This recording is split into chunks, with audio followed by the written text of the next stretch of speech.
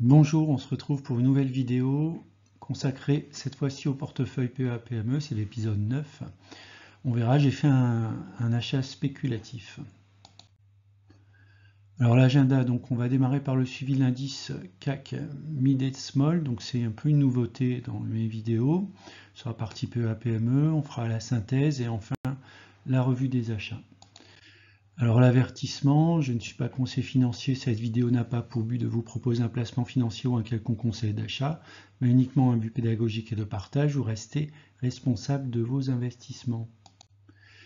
Alors le suivi du CAC Mid and Small, donc c'est un indice qu'on peut suivre hein, comme les indices du CAC 40, du SP500. Donc qu'est-ce qu'on peut dire en fait? Si on regarde la droite de régression sur à peu près un peu plus d'une dizaine d'années, on peut voir que la tendance est croissante, donc ça c'est plutôt une bonne chose. Et puis on a quand même des fortes variations puisqu'il est capable de monter sur plus de sigma ou de se rabattre sur moins 2 sigma. On est actuellement à quasiment moins 2 sigma, moins 1,90. Donc ça peut être une bonne opportunité pour entrer soit sur cet indice, soit sur des valeurs de qualité au sein de l'indice. Je vous ai mis également l'évolution de l'indice. On voit que en termes de performance, c'est quand même un peu difficile, hein, puisque c'est uniquement sur 5 ans et 10 ans qu'on a une performance positive. Voilà, donc il faut quand même faire attention si on veut investir de manière massive sur des small et mid cap. Il faut être vraiment très sélectif dans le choix de ses actions.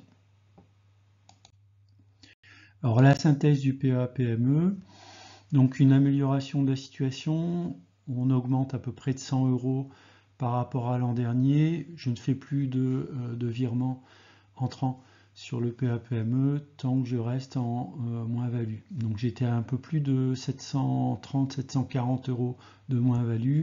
Je suis encore en moins-value de moins 613, mais la situation s'améliore. On verra notamment grâce aux récents achats que j'ai faits, notamment sur Virbac. Alors effectivement, j'avais fait une vidéo, je vous mettrai le lien, mais une vidéo où j'avais complètement revu en fait la manière d'investir sur mon PEA-PME en recherchant avant tout des sociétés de qualité. Alors notamment deux lignes que j'avais ajoutées, Virbac et Trigano. Et bien on peut voir que depuis les achats, ces deux lignes sont bien positives puisqu'on est à plus 13% sur Trigano et à peu près plus 8% sur Virbac. Alors la revue des achats, donc Virbac effectivement, donc j'ai fait un achat d'une action Virbac à 280 €. Donc Virbac était dans une configuration dans un triangle, donc il y avait une consolidation au sein d'un triangle. On est sorti du triangle par le haut, donc j'ai donc acheté l'action à 280. Mon objectif dans un premier temps c'est d'aller sur les 310 puis retourner sur l'un des plus hauts qui se situe autour des 430-440. Si on regarde la droite de régression sur Virbac, on est à peu près au prix, hein, le prix théorique de 176 €, je l'ai acheté légèrement au-dessus. Si on regarde l'évolution de Virbac dans le temps, vous voyez sur 10 ans on est sur du plus 100%. Donc je pense que c'est une bonne action lorsqu'on veut jouer le très long terme. La deuxième action, là c'est plus un achat spéculatif, c'est Eutelsat. Alors Eutelsat a publié des éléments assez intéressants, notamment une des prévisions liées à sa filiale OneWeb. Eutelsat avait racheté OneWeb il y a quelque temps et elle mise notamment sur OneWeb pour retrouver la croissance à tout niveau, que ce soit le chiffre d'affaires, également tout ce qui est ratio, rentabilité, etc. Voilà, donc, même si l'action depuis un petit moment elle est plutôt dans un canal descendant, je ne l'ai pas représenté, peut-être qu'elle a fait un minimum autour des 3,80. Alors ça c'est pas sûr, c'est pour ça que j'ai pris une toute petite ligne Donc 25 actions à 4 euros, ça fait 100 euros d'investi en fait. Alors on aurait un retournement de la tendance lorsque l'action va franchir les 4,58 euros. C'est le trait bleu que j'ai mis.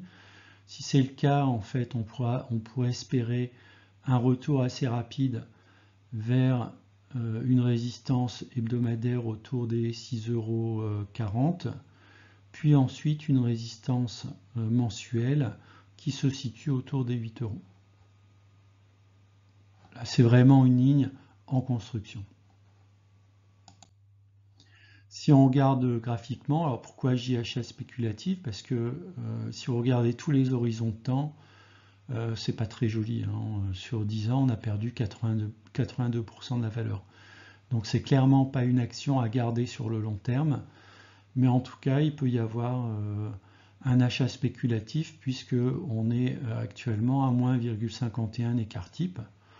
Donc même si on ne va pas retourner tout de suite sur la valeur théorique à 13,40 euros, on pourrait néanmoins faire sur un laps de temps relativement court, alors court, c'est-à-dire sur le courant de l'année 2024, on pourrait réaliser une belle plus-value.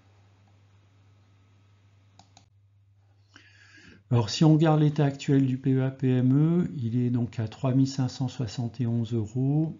J'ai quasiment plus d'espèces, hein, donc si je veux faire des acquisitions, il va falloir faire de la plus-value sur mes titres, notamment sur Eutelsat, pour récupérer un peu de liquidité, et puis ou alors alléger en fait certaines positions. Voilà, donc c'est classé par ordre alphabétique, ABC arbitrage, qui est en forte moins-value, moins 17,58. On a Catena Group qui est en légère plus-value, donc Eutelsat, hein, je viens de rentrer sur Eutelsat. Moulinvest, donc qui est en forte moins-value, moins 31%. Sword, qui est à peu près à son prix, légère moins-value, moins 2,95%. Trigano, on est en plus-value de 13,71%. Vetoquinol, on est à l'équilibre. Virbac, on est en plus-value de 7,90%. Et Wavestone, également en plus-value de 8,32%. Voilà, c'est la fin de la vidéo. Je vous remercie de l'avoir regardée et je vous dis à bientôt pour une prochaine vidéo.